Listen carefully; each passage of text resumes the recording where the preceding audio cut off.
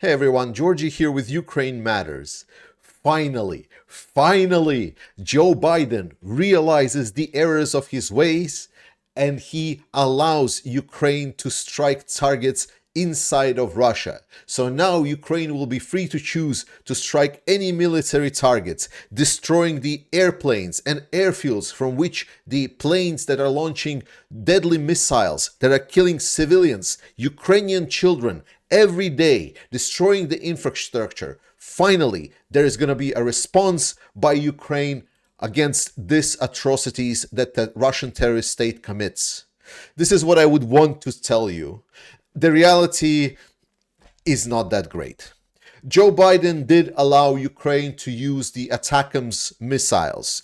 He allowed Ukraine to use these, I want to say long range, but as the reports are coming in, the allowance came only for the shortest range possible missiles of 160 kilometers. And the worst part of these restrictions is that they are going to be limited to use only in Kursk region. So if you can see Ukraine, you can see this blue dot right over here. This is where Ukrainian incursion is. And this is the Kursk region. So only within this region where Russia is accumulating the own troops and North Korean troops, Ukraine will be able to use the ATACMS missiles, most likely limited only to the cluster munition variant. This is underwhelming because this is not a major change in policy. This is nothing, almost nothing at all, let's be very honest, because this will obviously allow Ukraine to have additional capability to stop the advances, but it's not the changes in strategic perspectives. It's not going to allow Ukraine to fight against the strategic military targets of Russia. And this is especially atrocious as Russia is launching massive strikes against Ukrainian civil population, destroying Ukrainian civil infrastructure, and using the same cluster munition warheads that are restricted for Ukraine to use only against probably specific military targets, not even touching strategic airfields, even in Kursk region as it says. And Russia is using them to destroy and kill civilians in Ukraine. The policy is nonsensical. I want you to repeat after me, at least this community, the viewers of my channel. We need to hammer down this message to every dumbass that are trying to make this argument. Our response to aggression is not escalation. Okay? Repeat it every day and every time someone tries to convince you otherwise. But there are also good news, like overall this is good news. Like let's not delve on this too much, especially because UK and France are also following United States approval to use the ATACMS missiles inside of the Kursk region, and now Ukraine will be able to use more of their firepower, including Storm Shadow missiles, and this is great news. But the policy is so nonsensical, it just destroys me. But some of you have been asking what the Ukrainian F16s were doing, and as we now get reports, Ukrainian F16s are helping in air defense duties over Ukraine. So they're doing work, they're participating, they're helping protect Ukrainian civil population. They're doing a good job, and they're going to do more job as more of them comes online.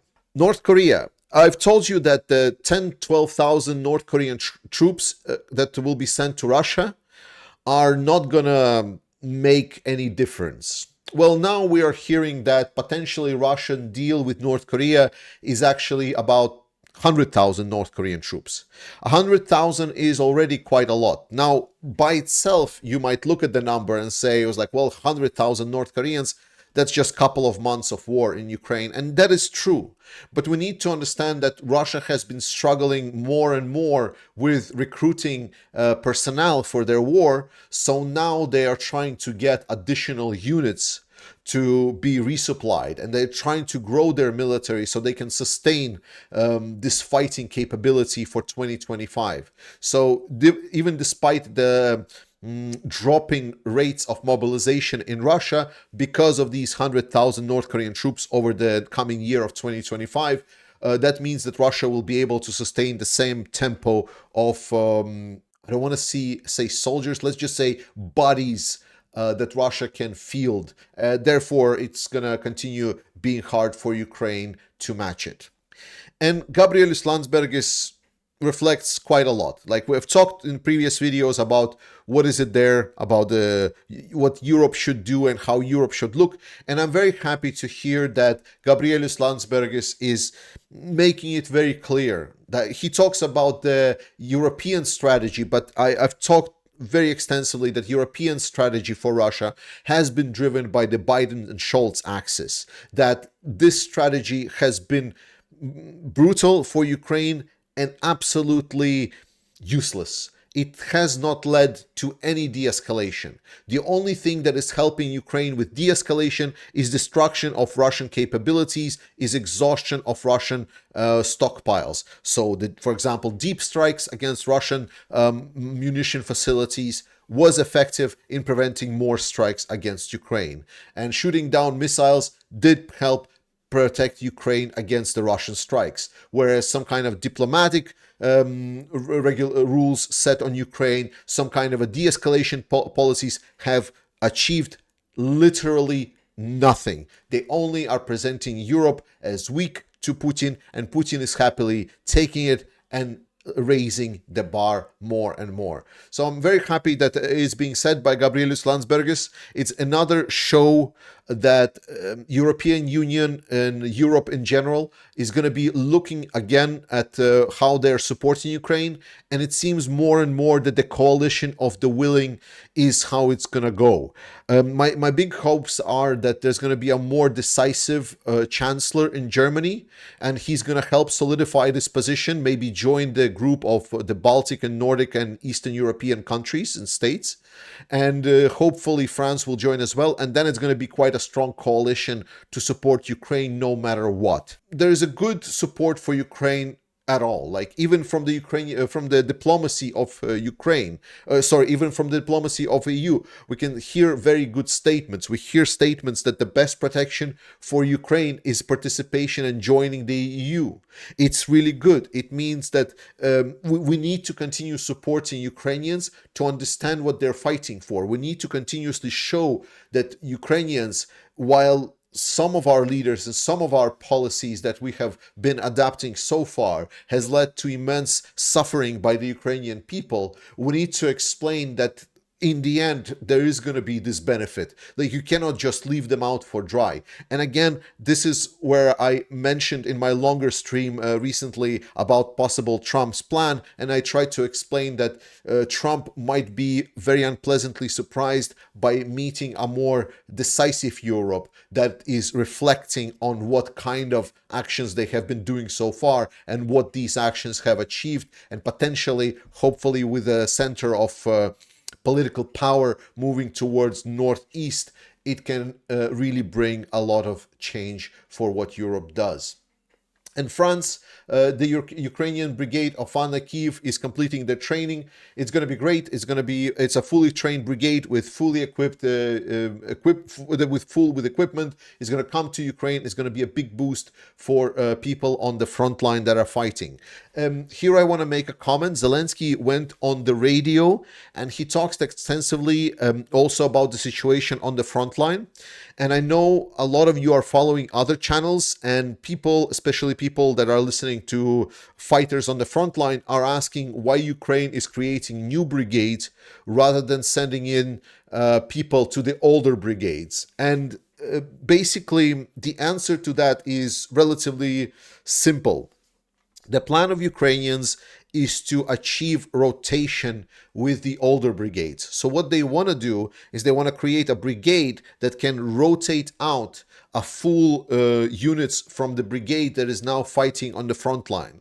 Basically, their motivation is that if they just start sending people inside of existing brigades, then they will not be able to then take that brigade out and rotate them out. So people that have been fighting for a year and a half more, they will not see any kind of vacation or some kind of weeks off from the fighting even longer. And instead, they want to kind of prepare the substitutes and rotate the units on a brigade level. Also, they've dismissed the notion that supposedly a lot of these brigades are being created afresh without any experience, to which the statement was, no. The core of these brigades are veterans of our fights that just are now being created, and they're a core, and the new people that are coming in, they're being built around this core of veterans inside of these new brigades. So it's not completely honest to say that these brigades are just fully fresh and they don't have any experience. That's not what's happening, and there is reasons against counterpoints. It's a discussable topic whether or not what should Ukraine be doing. Just wanted to let you know that there are some counter arguments to a lot of this critique that we've heard from the people that are fighting on the front lines. I'm very happy to announce that again, Europe is doing more. Recently, we heard about the big scandal and discussion in Norway, that there is a big push for the country to do more to support Ukraine.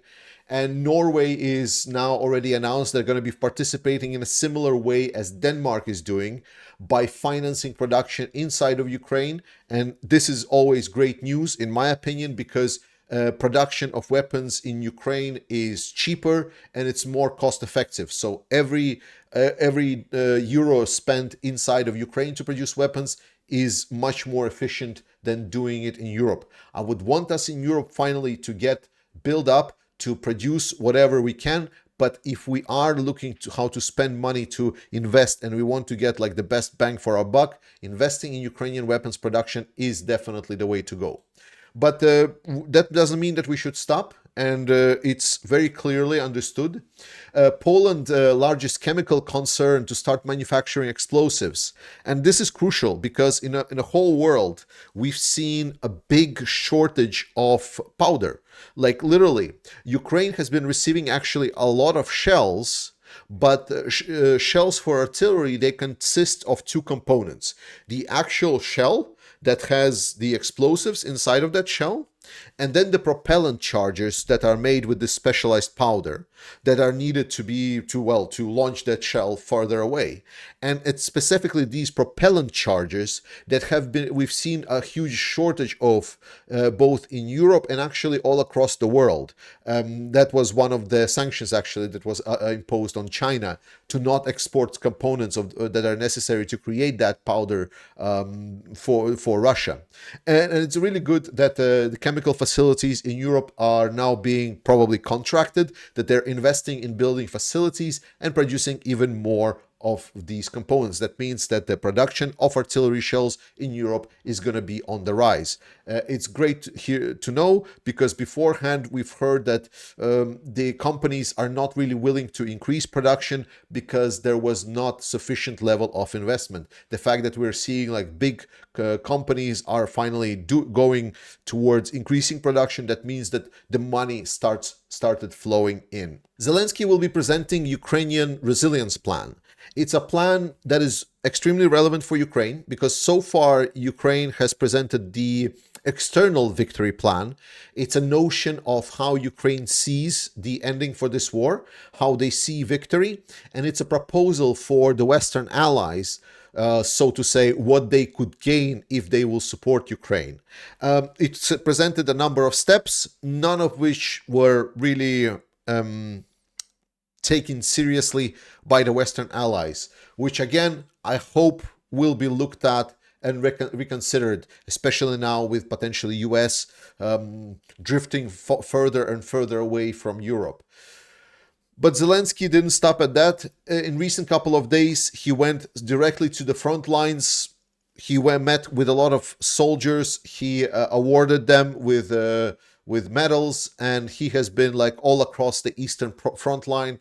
So Zelensky is showing that he is resilient, strong, leader that is not afraid to put himself and his life on the line. He's fully dedicated to make sure Ukraine wins and achieves that just peace that was outlined in Ukraine's victory plan.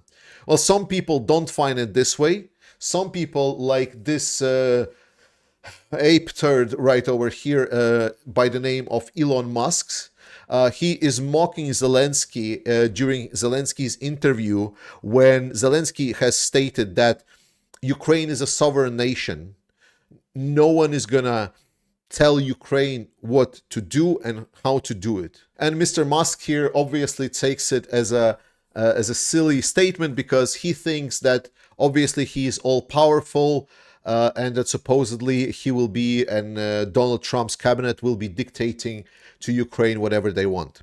And that tells me only one thing, that people in a lot of Western world, even people in charge of the strongest nation in the world, the United States, they still do not understand Ukrainians. They still have no idea about Ukraine. And they forgot that dynamics of this war is not that we in the Western world are giving Ukraine weapons and then Ukraine fights. No, no, no, no, no. What is happening is Ukraine is fighting. Ukrainian people are fighting and resisting this Russian aggression. And us are understanding that if Ukraine fails, we could be drawn into incredible war where a lot of our population will need to sacrifice their lives to defend our borders against the aggressive axis that Russia is building. So Ukrainians, with bravery that they have in their hearts, are doing us a favor because they are strong and independent. And we are supporting Ukrainians in their effort. We dictate jack shit. Yeah, you can state that's like, oh, but if we don't supply weapons, Ukrainians are just going to lose. You can say that. You can say that. But it's then going to be our people that are going to be dying. And knowing what Russia is doing, Russia is going to come in, forcefully conscript Ukrainians, and then these people that you cut off weapons to will remember what you did and how you did it. And just to prove my point, I want to show you this video. And in this video, you will see a Ukrainian servicewoman by the name of Natalia Garuk. And she is a kindergarten teacher. A kindergarten teacher that enrolled into Ukrainian military. And now she's operating a Manpads launcher. She's hitting down the Russian missile that was flying in to kill people in Ukraine. A kindergarten teacher gave it all to defend their country.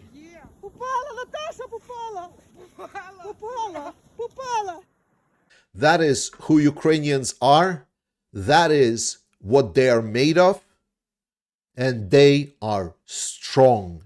And they will fight. And they will win. And to help them win, we must be better than that sorry excuse for a human being, Elon Musk. And we must support the Ukrainian armed forces. So I call on you again, please participate in our campaign to send the help to Ukrainian armed forces. We actually did incredibly. It's very, very fast as we got kind of past 60,000. I was expecting we're going to finish it up by the Christmas, but you guys have shown that you are much better than Elon Musk. You care. And I care. Let's do more. Let's support the Ukrainian armed forces. I love you. Slava Ukraini. And I'll see you next time.